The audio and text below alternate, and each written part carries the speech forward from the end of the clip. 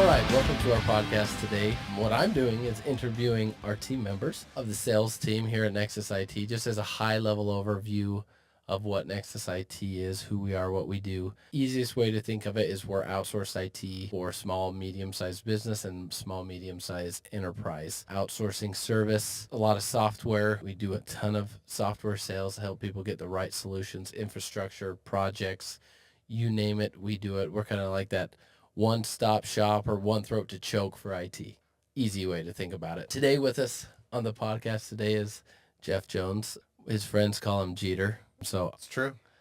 So it's true. You're almost there. Almost there, yeah. I can do the J part, so I leave it with Jeff. I just don't want to be. No, I don't want to be in trouble.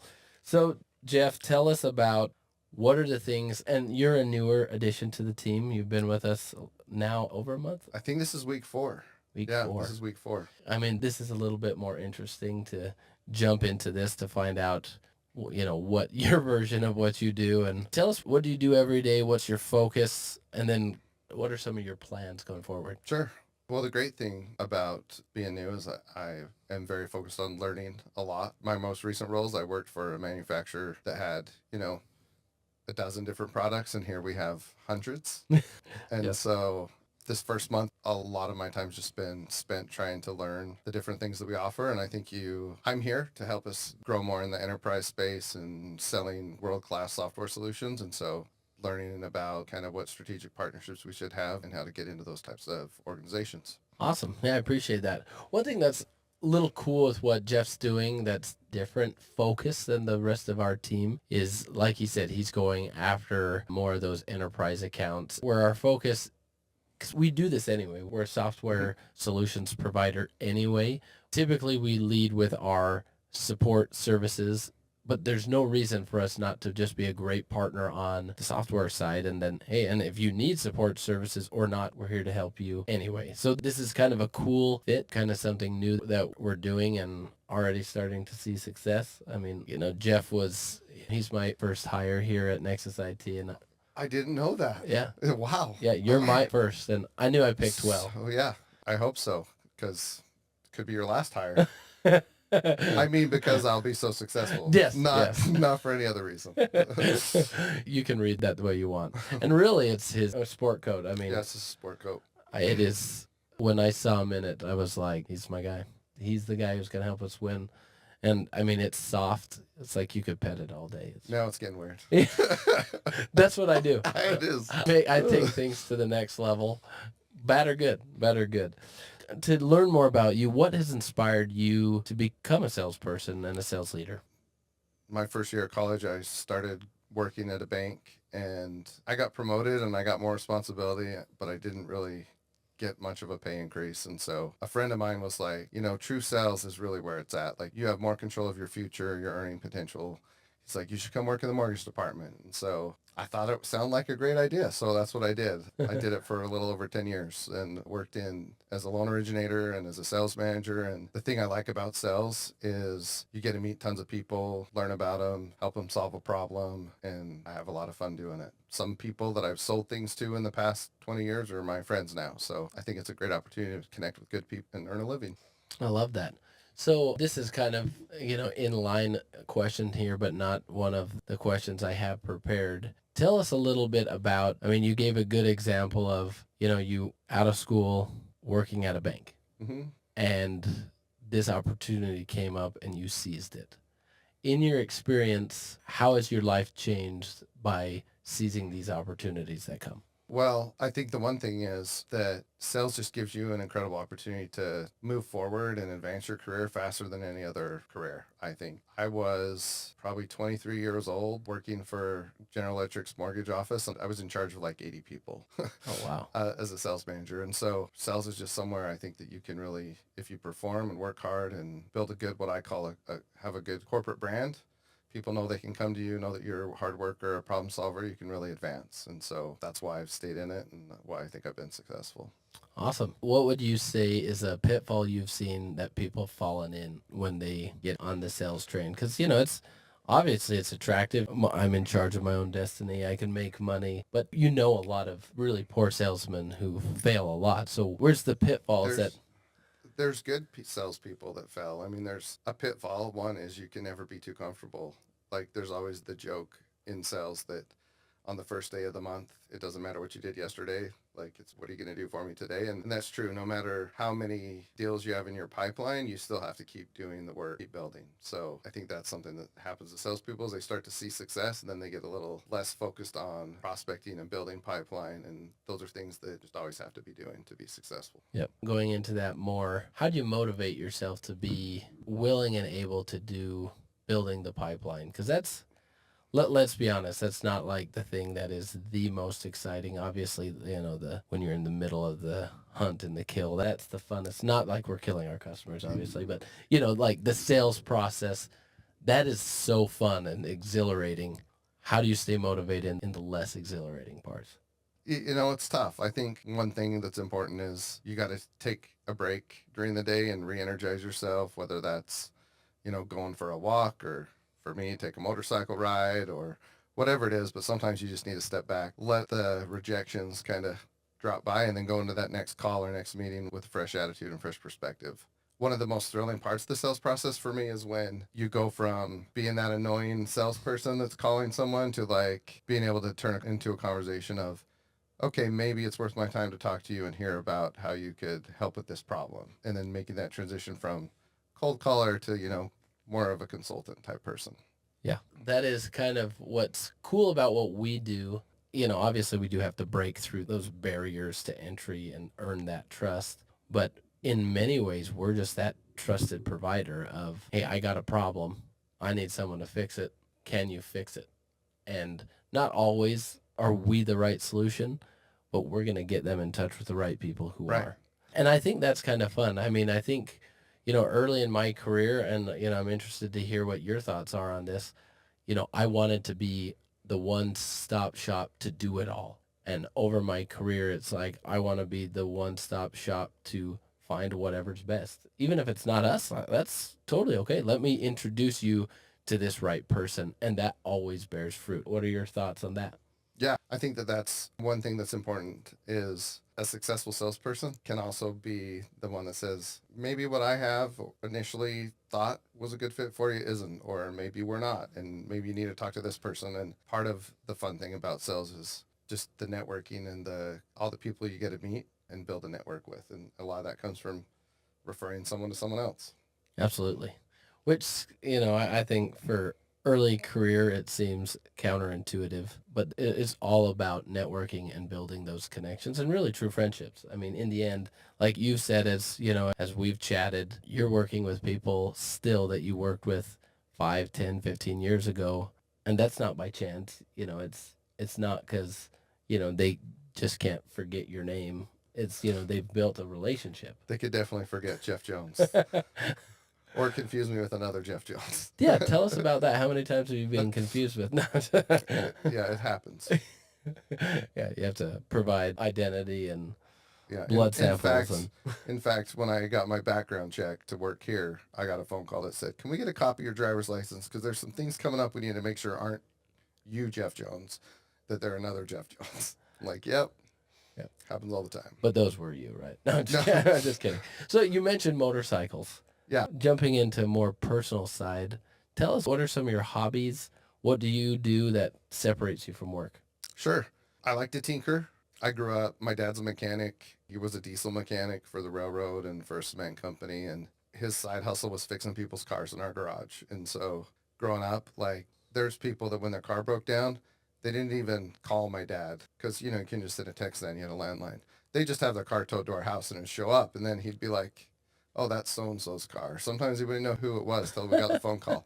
That's awesome. As part of that, every car I had growing up was something we bought as a project, fixed it up. I drove it for a while, sold it, made a little bit of money, bought a nicer car, did it again and again. So that's always been part of me. I like building things, working on things. And during COVID, I was telling a friend of mine that I wished I had room for a car project because I live in a HOA where there's just not a lot of room for a car project. He's like, you should build a motorcycle, a bobber. And I was like, what is that? And he explained to me what a bobber was. And a few weeks later, I was telling my wife, I'm going to pick up a motorcycle. And she's like, wait, what?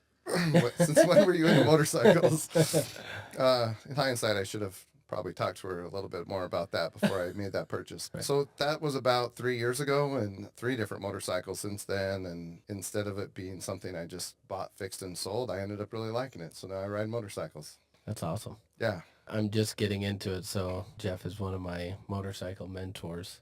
I didn't know it. I feel like I'm part of an exclusive club now. When you ride by people, that's right. you know, Just 2 wheels down. yep. And there's other symbols that you can do. Like you're not supposed to do the cop one, right? Yeah, that's right. You got to warn people. You got more, yeah. Yeah. You know, Yes, I like that. I have a dog. My wife and I like to do hike a lot. We love to travel. That's probably our most favorite thing to do. So we do a lot of traveling. We have a couple trips planned for this year. So that's awesome. An avid fisherman. love fishing. Yep. Like to fish a lot. Ice fishing is my favorite. I always have an open invitation that if you want to try ice fishing, come with me. That's like having a hired guide pretty much, and a great experience. It's fun. Yeah, he knows I'll what keep he's you doing. warm. Yeah. Yeah. What is it? Beer brats and a good Yep. time? Beer brats and a good time. That's right. That's awesome.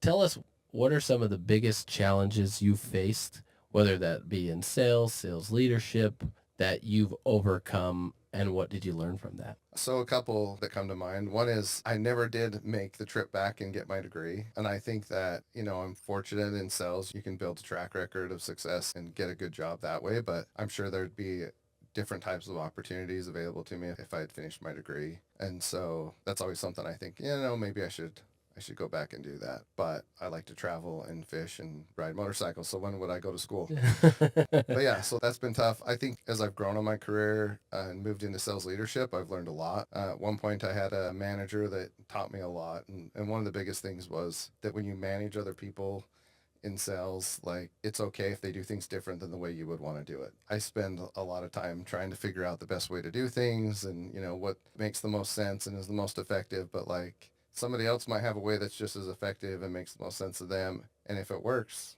great. As a new manager, I think that was something I struggled with. I wanted things done the way I would do them. Yeah. But that's not necessarily, there's more than one way to do things. Absolutely. So building off of that, as a salesperson, you kind of get used to hearing no. That's part of any success story, is you have a lot of no's to get there, or a lot of bumps on the way. But going back to sales leadership, because I think this is cool and important, expand a little bit on that. As a sales leader, how have you been able to coach people to help them succeed while at the same time learning from them on the way? a couple of things that I think are big, and I feel like this applies to being in a sales role or a sales leadership role, is being a sponge and being knowledgeable and learning as much as you can and sharing your knowledge. So as a leader and as a salesperson, knowing what you're talking about and knowing how things work and who to go to get things done, that just naturally puts you in a position to help other people. And then I think being willing to take the time and help other people, and also take time to see things from their perspective. So I was a sales manager in a mortgage call center. We did outbound cold calling, we had inbound calls, and we did sales, and we do call blitzes with the team, and we'd have a beat your manager thing where I'd go and make cold calls for one of my reps and then see if the rest of the team could beat me. But it just showed that, I was still getting the trenches with them, and I think that built a lot of credibility with them by doing that. That's awesome. Anyone who knows you can see that you have a very generous way about you. I always feel like we've only worked together a little bit, but you have an aura of abundance, which is fantastic. Thank you. Yeah, I mean, I think especially in the sales mindset, it's a lot of times people have a more of a scarcity mindset, like this is mine, my territory, my lead. And even just since you've been here, I mean, you've gone on a few calls with some of our other reps, and you're pitching in like you're a sales engineer instead of like, hey, I want to get this deal. That's not the mindset everyone has. How has that benefited you? Definitely made it so that had more sales opportunities. In the last couple of companies I've worked at, we had sales development reps making cold calls, to set up meetings. And sometimes there's accounts that were in an unnamed territory. And so the sales development reps could choose who to give that business to, basically. And one, they knew that I was willing to take a call last minute if I could, and I was knowledgeable. And so a lot of times I'd get more leads from our sales development team than other people did, just because of having that. That's awesome. And you're a nice guy. I mean, Try to be. I mean, as funny as that sounds, being a nice person and I think one of the things you said that is key to me is that sponge. When someone is willing to learn from you, even if they're in a quote unquote higher position, it it builds like, I don't know, a trust or a camaraderie of like, wow, even though, in the totem pole of things, they're a little bit higher than me, they're willing to learn. Yeah, And absolutely. and that's huge. So share with us a particularly rewarding success story that you've had, whether in sales leadership, whatever it may be. Tell us a big win that you've had, and then how did that change you and what did you learn from it? Sure. One of my favorite success stories is when I was looking for a new job. So before I got into technology, I did mortgages. There were a lot of office bank mergers. I was with First Security Bank when they were bought by Wells Fargo. I went to Bank One, they were bought by Chase, and there was a lot of turbulence with that. And then finally I was like, well, I'm going to go work for a small community bank. And they were seized by the FDIC one day, Oh, that's fun. which is like, it was kind of like what you'd imagine you'd see on TV. We go into the office and there's like all these FDIC officers in the bank, and they're like, here's a W-4, you now work for us, and you have, this many days of pay before you're done. So Wow. that was crazy. So that's when I made my transition to tech. But earlier, during one of the times I was looking for a job, I had a call from a recruiter that said, hey, I'm interested in you for this role as a sales manager at General Electric. They're opening a mortgage division in Salt Lake. And I was like, oh, that sounds great. And then the recruiter got back to me and said, oh, I don't know if you're a good fit because your background doesn't exactly line up with the job description. And so I'm not going to move you forward. And I was like, well, this sounds like a really good opportunity, something I'd be a fit for. So I went and applied directly with the company, ended up getting an interview and got hired the same week that I got started. And so the same week that I got interviewed. So for me, that was just great because one, I got told no and I still found a way to get around. And then I actually got hired, and it was a great move in my career. That's awesome. I think it shows, why you've been successful as a salesperson is that no isn't always the answer. That is true. Or, there's always those people who are roadblocking you. And so one of the things as salespeople we need to do is find the right people who can give us the answer that we need. For sure. So building off of that, what strategies do you use to find the right people to talk to? Because that can be the challenge where you keep getting to the gatekeeper. Yeah. Sometimes, yes, that's their job. They're supposed to block the wrong people from talking to the right people. But a lot of times it's like, I really do have something that'll greatly benefit you. How do you get past that? Persistence, I think, is one of the biggest things. I think a lot of salespeople give up too quickly. So being persistent, and then two, just networking. And networking doesn't necessarily just mean calling up people I know. That might mean calling and talking to people lower down at the company that, can give me information of, oh, well, there's also this decision maker involved on this project. Or, typically we don't make purchases until the new budget year, which is in November. So then maybe that gives me the information of like, okay, maybe I'm pestering them at the wrong time of the year. And so that lets my reach out change and be like, hey, I understand that you don't evaluate new solutions till November. I feel like we have some things to offer you, and then slowing down the push until we get closer to that time. So just being persistent and creative. And then I think when it comes to reaching out to people, whether it's a phone call or email or text, just being precise in your messaging. People are busy. If it's too long, they're not going to read the whole thing anyway. So, Yeah. trying to be candid and precise in communicating. Yeah. One thing I wanted to shout you out on that I've noticed about you, and you've alluded to it several times, but your willingness to jump in. I think that is a trait that a lot of people, like, that's not most people's first mode is to jump in, even though I don't have all the information. Huge shout out. There's this software that one of our partners, Acronis, and Jeff has how many? 14 certifications I with think him? it's 15 now. 15 now? Yeah. It'll be 16 next time we talk. But the thing that is awesome is, I think I asked you to get like 4 or 5 done. Yeah. Yeah. Like, it's important to get, a total of maybe 7 that will be critical for your role. And here we are at 15. Yeah. I got my first Fortinet certification yesterday too. So yeah, I mean, I think that being a knowledgeable resource gains a lot of credibility in sales. And part of why I'm in technical sales and I love it is because I am kind of a geek. Yeah. So which means I'm probably like the IT guy's worst nightmare because I know enough that I can break things, but not enough to actually fix it. Yeah, well, that's perfect for what we do. We just need to know enough to get in there and win for them. But what an awesome trait to have, the willingness to jump in, learn, soak things up, and then, be willing to jump on a call and not to be afraid to say, hey, I don't know. Let me get the right person on. Yeah, that I would say is like one of the biggest mistakes people in sales make is not saying, I don't know, let me get back to you on that, and instead making something up or giving bad information. That's Yeah. the quickest way to lose credibility in working with someone. They're, as a salesperson, they're not expecting you to be the expert, especially on a product that isn't necessarily yours. They get that. Right. You know that's a good solution for them, but all the technical inner workings. Yeah. And you're pretty technical too, probably more than me, but like even sometimes I might have the answer, but if I know this is a good time to bring in that technical resource so that the conversation can keep going, I will say, this is a good time for me to get my sales engineer to answer that for you, just because I know where it's going. Yeah. And so I think that's also knowing when to stop and bring in extra resources to help you is big too. Yeah.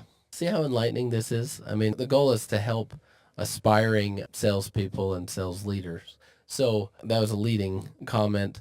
If you were to give some words to someone coming up in sales, wants to get into sales or sales leadership, what are some of the things you would offer to them that you've had to learn through painful experience or not painful experience, but just through experience that you could offer? Sure. I'd say it's important you always ask discovery questions and get an understanding of what's really driving the reason that you're having that conversation with someone. Even if they come to you and say, I want X, you can't assume they want X until you have the conversation and understand what they're looking for. I had a lesson when I was doing mortgages where I had a guy come in and said, I want a 15-year mortgage at this interest rate, and I'll put down whatever I need to put down to buy the interest rate down to this interest rate. I said, okay, it's this much. He said, okay, he writes me a check for the appraisal. I'm like, this is great. And then like 5 days later, he comes in and he goes, I'm canceling. And I was like, why? And he's like, well, I found out I could get a 10-year mortgage at this interest rate. And I was like, yeah, but you came in and asked for a 15-year mortgage. He's like, yeah, but I didn't know that I could have got a 10-year at a lower. And I was like, I totally skipped my discovery process to ask questions of why he was wanting a shorter term, what, and I didn't inform him about other options. And I totally lost that because I just did what he asked. So I think just really understanding the driver of why someone's looking at a new product, solution, whatever it is important. Never skip your sales process. And then the other thing is, if you don't know something, bring in other people to help you. In sales, there's always technical resources, leadership resources, and people willing to help jump in and help you on an opportunity and help you win it. And there's times where I tried to do something by myself for too long, and I should have brought in the help earlier, and it probably would have changed the outcome. Yeah.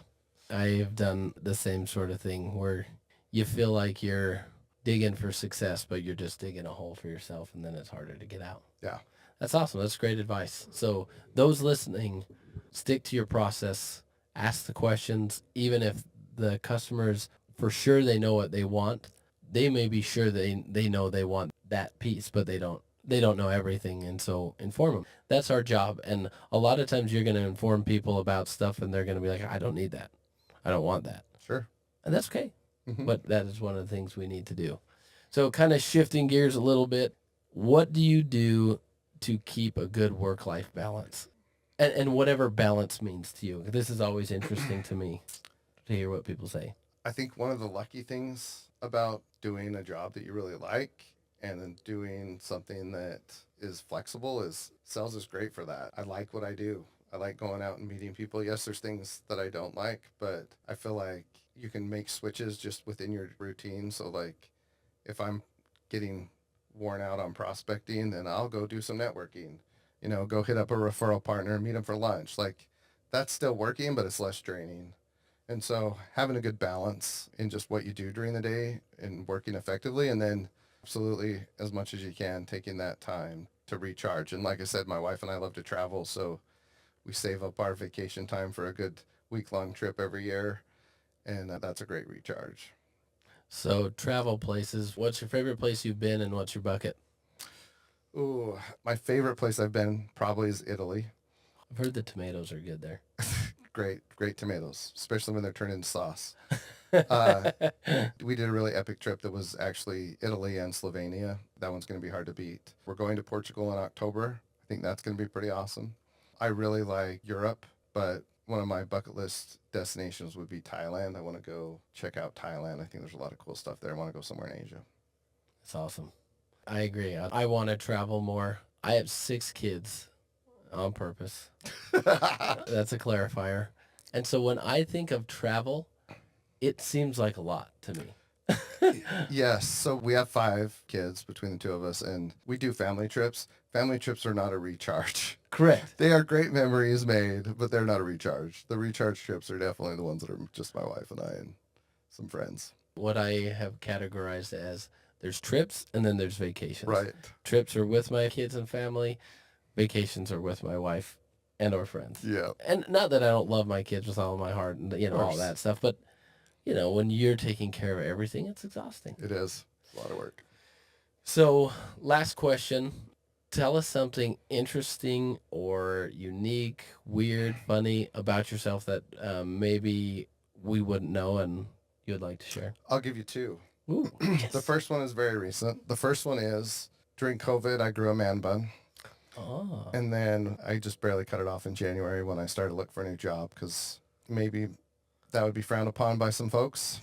So, Shouldn't be, but I mean, man bun and a motorcycle, it just went together. So, anyways, that's something you guys don't know. The other one is when I was about early 20s, I started a parking lot striping company with my brother-in-law. It's still around. It's called All Star Striping. It was a lot of fun. yeah, you were talking about that the other day. You said one of the hard parts about it is you're working when everyone else isn't. Yeah, and if you pretty much have to do the work yourself, or else if you taught somebody enough how to do it, they'd probably just go do it on their own. So, but yeah, but it was fun. It was my first real like entrepreneurial experience. I've had a couple other companies since then, and yeah, but it was All Star Striping. The funny part of the story is, I hope this is podcast appropriate. Everything's So appropriate. back then we had a landline for the business, and it was at my brother-in-law's house, and there was a company in Ogden that was All Star Escort, and when we named the company, Jay and I wanted to make sure our name started with an A, because back then people Phone book. went through the yellow pages and Yeah. you want to be one of the first ones listed. So I guess people sometimes have a hard time differentiating the word between striping and stripping. And so Jay's phone at his house would ring in the middle of the night, and people like being like, "Hey, I'm looking for Amanda," and it's like, wrong company. That is so good. And then eventually that company was in the news for being shut down, and I think Jay ended up turning in some of the voicemails for evidence, but it's kind of Oh, funny. that's so funny. Now, the real question is, I don't know if you remember the episode on Seinfeld where Kramer got the movie phone was going to him because it's like 1 digit off. And then he is a touch tone thing. And he's like, press 2 for this movie. And then obviously he didn't know what it was. So he's like, why don't you just tell me the number you're looking for? You could have done that. Oh, Amanda. Yeah, she's off Yeah, tonight. she's off. That's, But, Jenny, she's available. I'm just kidding. Last question, talking about your entrepreneurial journey. What are your thoughts on this? This is something that I'm always interested in talking to people about is when people think of entrepreneurship, they think of starting your own business. Do you think you can be an entrepreneur anywhere you are? Within an organization, on your own, do you think you can still have the same sort of feed that entrepreneurial fire if you're working for an organization? absolutely. I don't know what that looks like if you're not in a sales position, but in sales, absolutely. Like, you're building relationships and network, and, there's people I've worked with at multiple companies I've worked at over the years. So in sales, you're definitely building your own reputation and brand. And that's part of why I like sales, is because it is a lot like owning your own company, except you're just building out a brand for yourself. Yeah. I think that's important, as like a nugget of wisdom that we could leave for you is there's a lot of people out there that I talk to who have that entrepreneurial itch, but they don't know how to scratch it or they don't feel like it's the right time in their life or whatever it may be. And, Jeff has talked about from the beginning, he was working for the bank and he got an opportunity to go into the mortgage division and do sales. How is that not being an entrepreneur? That's true. People's journey, I just think we don't attribute it to that, because if I didn't start something unique on my own, then quote unquote, it doesn't count. And I disagree with that mentality. I think more than not, people are entrepreneurs in their own business or at the companies they work for. And that's why certain places, when they foster that, it's like, I don't know what it is about that company. I just like working there. I feel I have this freedom there. And really, I think everyone wants to kind of be their own boss. And if you're treated well, you have an opportunity to grow and thrive. That's the type of culture, you look for, that entrepreneurial culture. Absolutely. Cool. Well, that's all the time we have for today. Thank you for coming out. That was fun. Yeah, this is fun. We'll probably do a few more of these as we continue on. I love doing this stuff. I love finding out more about people, and especially about people's journeys. To me, that's so interesting because there's not one right way. Just like you said before, like with how people do stuff, the way you're going to do it, the way I'm going to do it could be different, but the destination could be the And same. they could both be great. Yeah. Cool. Well, the way I always sign off is stay classy, Salt Lake City. So. We'll see you.